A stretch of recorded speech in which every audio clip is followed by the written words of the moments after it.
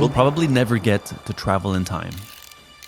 But certain places in the world allow us to open that door just faintly and leave the rest of the picture to be painted by our imagination.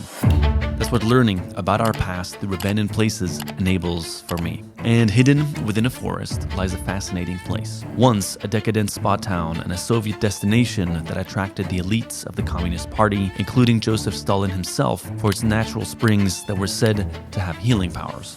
Allowing us to open that door to the past, Skatulbo is now a collection of crumbling hotels, bathhouses, and sanatoriums, left abandoned for decades. Except for one of the spas still open and operating today, which is where we'll be staying.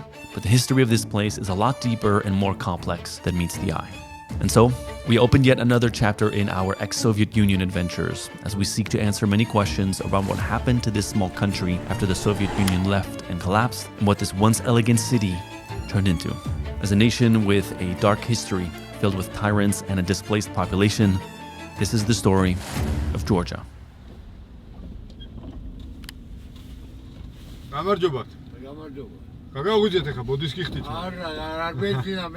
man who is in charge of the gate here is upset at us because we're late. He was sleeping. Our trip immediately began on a strange note, as we were staying in the only spa resort still open in the city out of the previously 18 operational ones. It feels like we're arriving like a haunted place right now. Hopefully it all goes all right. Yeah, we are the only guests. Welcome to another strange Yes Theory adventure. I'm not sure I'm gonna be able to sleep. It's so creepy. Oh wow, I have like an apartment. Sleep well. Thank you. Good night. We started the morning by meeting our guide, Lucas, a local Yes Fam member who was born and raised in this city, in fact, and whose grandma worked here. He will be helping us find its hidden corners and understand its peculiar history. Very curious about this place. It's kind of weird arriving. I didn't fully connect that we were like staying in the middle of it. When we arrived, I was like, is this a part of it? So we started filming last night. We're like, are we staying in the thing that we thought was abandoned? This is the only sanatorium that kept working even after Soviet Union collapsing. This town got like 120,000 visitors per year. Obviously, it's a huge part of our history now. So let's go and see the chandelier that they have and check the rooms that they had in Soviet Union era. Okay, let's go. Thomas and his strange fascination with Soviet times. I love it though. Our exploration started in the hotel resort we were actually staying in. Originally one of the many Soviet-era sanatoriums in this town, a sanatorium was an establishment focused on therapeutic and medical treatment for a variety of ailments, and this town's sanatoriums were famous for their healing spa centers. It was built by Georgian architects, but it was built by German enslaved people from World War II. Wait, German enslaved people from World War II? Yeah. But That were captured by the They were Russians? captured by the Russians. Like soldiers or... Yeah. I see. This story is getting darker by the second.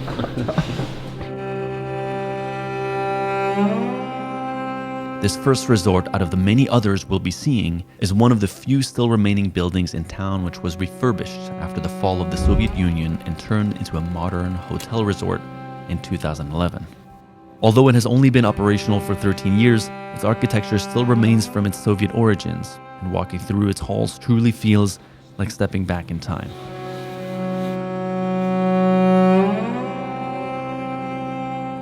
What do you think they performed up here? Probably a lot of music, I guess. Ammar's a really good singer, actually. Oh, okay.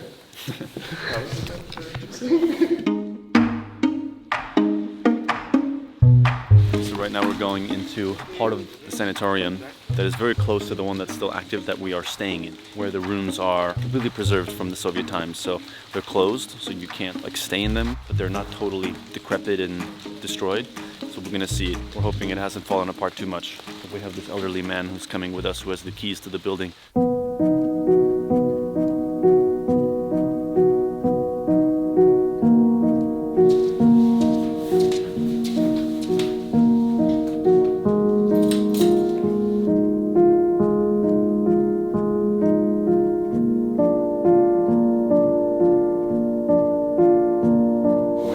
This still works.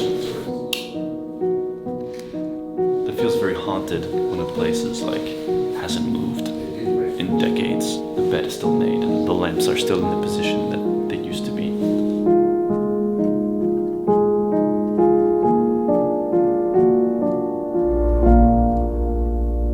There's also the spas around, like bathhouses, where the radium water, I think it's radium, it's radioactive, but if you have like doctor's permission, you can take these baths. Another addition to this town's already strange history is the peculiar phenomenon that made the town famous for its healing properties: the presence of radioactive water in its natural hot springs. Yeah, the spring water in this town contained radon, a radioactive gas deemed a health risk by American environmental agencies, but paradoxically has been utilized in certain parts of Europe for generations as a therapeutic remedy for various health conditions. As we make our way through this gigantic, abandoned network of buildings, we were now about to enter the building that gave this spa its notoriety in the first place, Spring Number 6. Built exclusively for Joseph Stalin at the time, it is the largest thermal bath still operating today. Yeah, when they've had deadline of Stalin coming here, they've hired, I think, 4,000 extra workers to finish in time, so he would be able to get his private bath, which we're gonna see right now. It's strange to me that in old Soviet places, I mean, they've kept this, I guess, as like a relic of history, but statues of Stalin still exist. That's a strange thing to me. I've seen even in, Transnistria, this country that doesn't exist inside Moldova, in some cafes there are like posters of him. It's crazy. It's very backwards when you know the millions of people that he killed. Stalin is considered one of the most notorious tyrants and dictators in history, with an estimated 9 million of his own civilians killed or starved under his rule. As Stalin was Georgia born, the country was therefore favored by the dictator and positioned as a leisure destination in the Soviet Union. This room was built exclusively for his use in 1951, which he only used once before passing away a few years later in 1953. What's your feelings when you feel like A little bit disgusted. Yeah.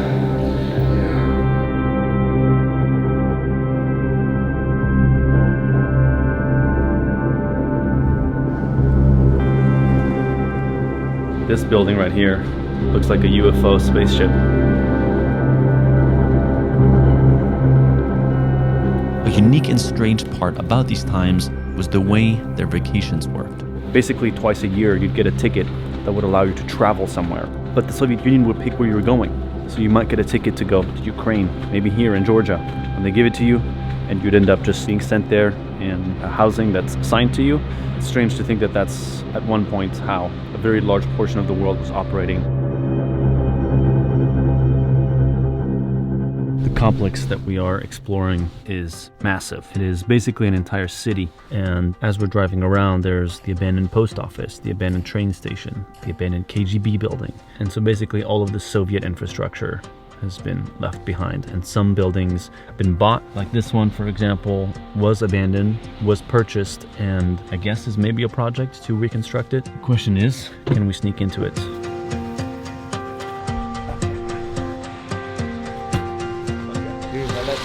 Oh, he passed 2 times, this guy. He's passed 2 times? Yeah. I hope we're not gonna get arrested. Yay! He's always making everything sound like a joke. I would not want to be arrested in Georgia, please.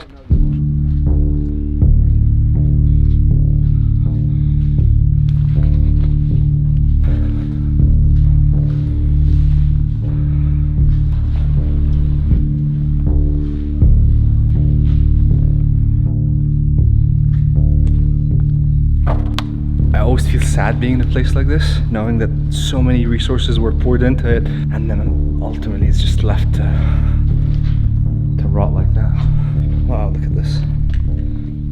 Whenever I see plants like that just growing, I always feel like the power of nature reclaiming the planet back. No matter how much we build, how much concrete, how much steel we put into this, plants find a way to grow.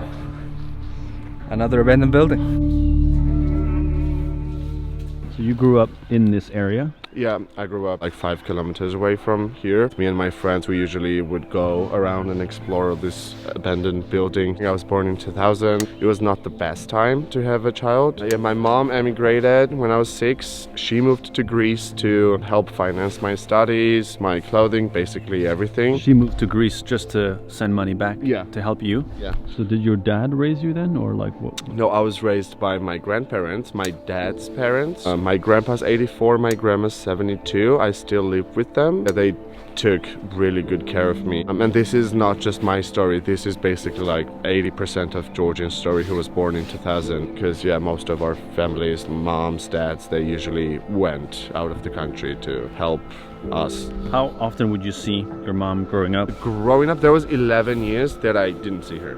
11 years? Yeah, I didn't feel like I was lacking something in my life because my grandma and grandpa filled my life with all the joy. They literally gave me everything. They're like my parents and I have huge respect for them. But yeah, that's what made me me, and here I am now.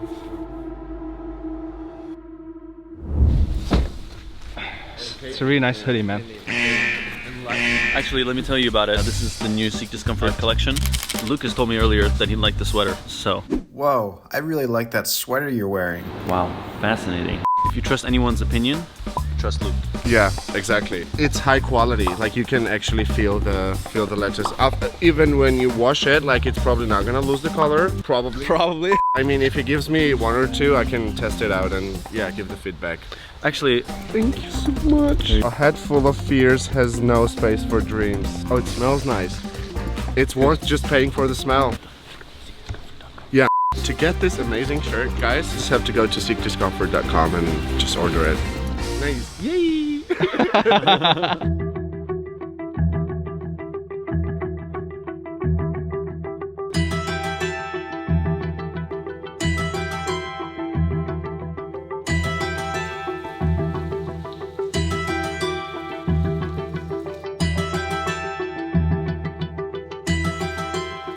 this building that we're exploring right now was used the early 90s as a home for IDPs, internally displaced people. As you zoom in to the Google Maps of Georgia, there's a few dotted lines I've been very curious about for a very long time, and those are occupied territories, unrecognized by other countries, occupied by Russia. 80% of the people that lived in Abkhazia, one of these countries that doesn't exist inside of Georgia, left, and many of them fled to this specific region. So when the Soviets left and these sanatoriums were basically abandoned, Georgia moved the people from that region into some of these buildings. Now they have modern buildings built just outside, but initially, as the whole crisis happened, they just housed them here. This building was first used as a sanitarium and then as kind of like a IDP center where people came and lived for some time. So Georgia is filled with layers and there are many aspects to this story. Humbled to be here and learning about it and getting to see glimpses of its past through these buildings. We'd heard that there were many Georgians who were displaced after the fall of the Soviet Union. Most of them were moved to these abandoned resort buildings. We were about to speak to one of these people, a woman who'd been living inside this abandoned building for over 30 years. There's someone here. Some woman that came from this one. Oh, yeah. There's someone there? Yeah. Oh, avიდეთ. Sounds like. ხო, ის კიდე ჩვენი საოთახი. მაგრამ აქ უფრო გეგულობ ჩემს სტულებს. That's where she accepts the guests. გაიხარეთ, შეგავსებ. ჩამოჯექი You დაბძალდი. can have a sit. არც არაყის მიირთმევ ჭაჭას. Jaja, shot of Jaja. ეხლა მოვიდა. Okay. ხანეგა და ჩამომართდა. მე რო სტუმრები მომივა, ხო? მე მინდა ჩემი ქვეყანა რო ვანახო. რო როგორი ხალხი ვარ, როგორი ერი ვარ ჩვენ. I know you drink, so maybe I can I put some water in it just to share the moon over there? I'll get some water. გაგვიმარჯოს. გისურვებთ უკან დაბრუნებას და მეც საკუთარ თავს ვუსურვებ, რომ ოდესმე შეეძლო მაგ ადგილის ნახვა. ამინ. Cheers, Mama. შენ სამშობლოს გაუმარჯოს. To all of our მშვიდობიან ქვეყანაში გვეცხოვროს და კარგად ვიყო. You got such a lovely smile. ძალიან საყვარელი ხიმილი გაქვთ. რა ვიცი, ღიმილი დავტოვეთ აფხაზეთში. აი უთხარი როგორც ეგერ აფხაზეთი, my house, აფხაზია. აი, აქ ცხოვრობდი მე. That's where she lived. აი, Yeah. აი ეს ასე რუსმა წაიღო. That's all the like Russians took all აი the ეს part. Yeah. რუსმა. ეხლა ომი იყო, ბავშვები პატარები მყავდა, ჩემი მეუღლე დაიჭრა, აი ისა ჩემი მეუღლე აგერ. That's her husband and he got shot. ხო. He got shot. Yeah. ხოდა ცოტა ხანი იცოცხლა, ომის ვეტერანის წოდება მისცეს და გარდაიცვალა და And she's been here for 33 years. 33 წელი რაც აქ ხარ, ხო? ხო. ხო. Yes, it's In been. this building? შენობაში. ხო. Yep. Wow. Yeah. When she got displaced, did she think it was going to be this long, or did she think that it was more of a temporary thing? ჩვენ ასე გვეგონა, რომ ცოტა ხანი იქნება და ჩვენ დავბრუნდებით ის დღემდე ლოდინში ვართ. რა ვიცი, რა იქნება, როდის იქნება. მაინც გული ვტკივა. Do you still hold hope in your heart that you're going to go back? მენატრება. Yeah, and she misses it. Yeah. Also, it's... As the world feels like it's descending into this new episode of darkness with all the wars that are happening, what's her message to the world? მე ხალხს ვუჩერდი რომ ერთმანეთი გვიყვარდეს. ერთმანეთს მოვეფეროთ, მოვესიყვარულო და ის ზევით გაიგებს ის ბუნება. კიდე რომ არა ვართ მთლად ცუდი ხალხი. ხო და გადავაჭარბოთ იმას იმ ცუდ ხალხს ჩვენ სიკეთით, სიტყვით და სიყვარულით. მარტო სიყვარული გადაგვარჩენს. ერთმანეთის მოფერება და მოსიყვარულება. ხომ შემეძლო მე მაგალითად ახლა თქვენ, დამანები ახლა თქვენი თავი არ ამაქვს მე. ეს შეიძლება?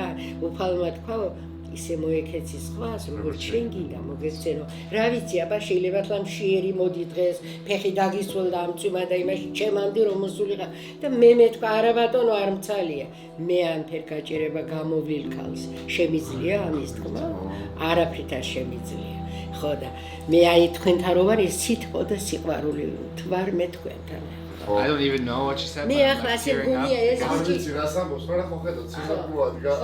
მე ასე მგონია რომ ახლა ეს მყავს მე დიდი ხნის ნანახი. She says that it feels like I've known him for a lot of time. ხო, არა და აი პირველად It's for sure the first time you guys are meeting.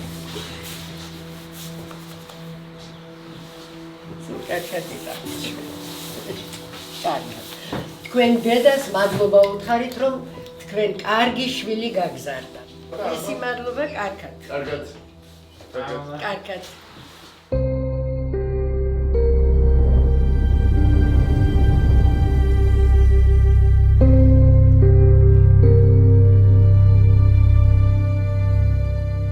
How many rooms were in this specific sanitarium?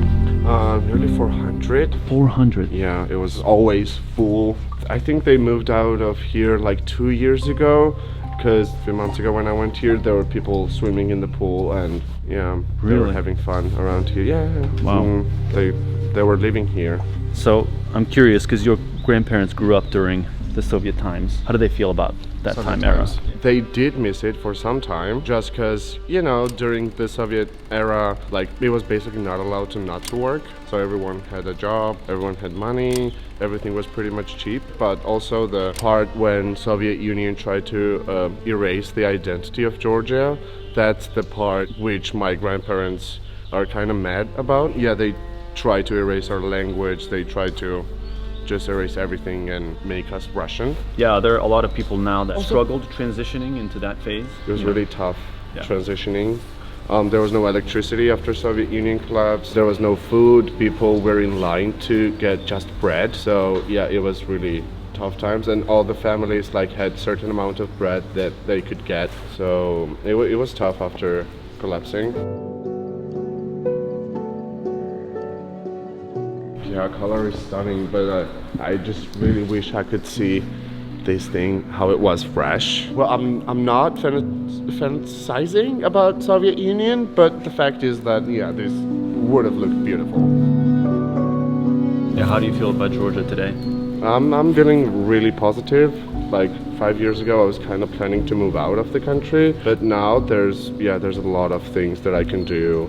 And I enjoy living here. It's really safe. I hope Georgia continues in this positive direction. Yeah, I think so too, but I think it's heavily dependent on people, on us, rather than just the government that's ruling. Because yeah, there were some things that we didn't like, and then we protest, and then the protest actually has results. Like government dropping the law after the protest. Like even if you went here 3 years ago, that would be like huge difference coming here this year. I think a lot of times when we want to criticize what's around us, we forget that we're a part of what's around us. And one of my favorite quotes is, we blame society, but we are society. So I think it's a matter of just like not dissociating from the fact that government is also people. And yeah, I love your love for your country, man. Yeah, I'm trying my best. It took me some time That's too. good. That's good. Yeah. As we arrived with a very limited understanding of this country's history, we were able to faintly open that door into the past through this semi-abandoned Soviet city and paint a clearer picture of what those challenging times were like for Georgia. We think that studying our past is imperative to not repeat the same mistakes tomorrow.